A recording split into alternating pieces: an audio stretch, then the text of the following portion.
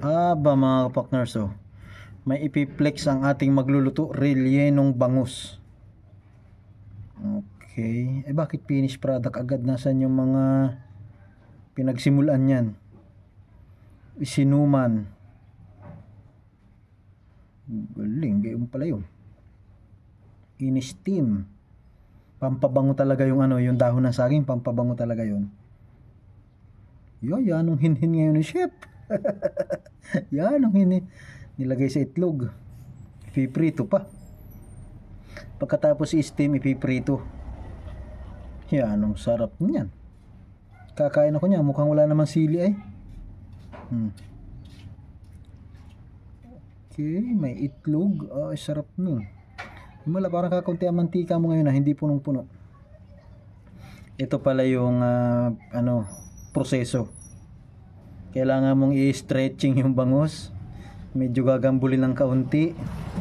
Himala, parang sariwa ang yung bangus na ginamit. Hindi pula ang mata.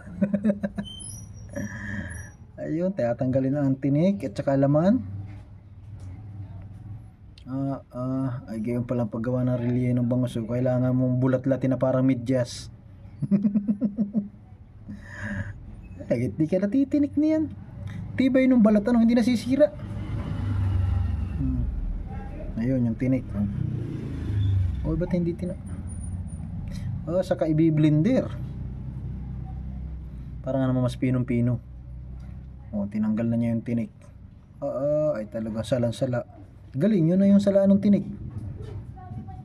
Titimplahan na niya ng mga sekreto niya nga sangkap.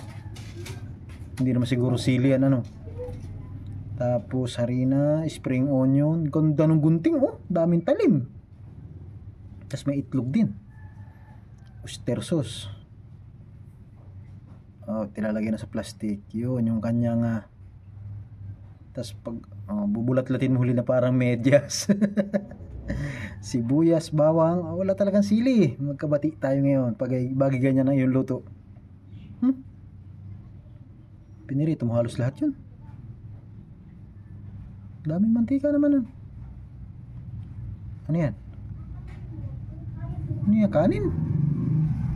Ay, sapal. Sapal pala, sapal. Tapos i-blender huli. Finished product na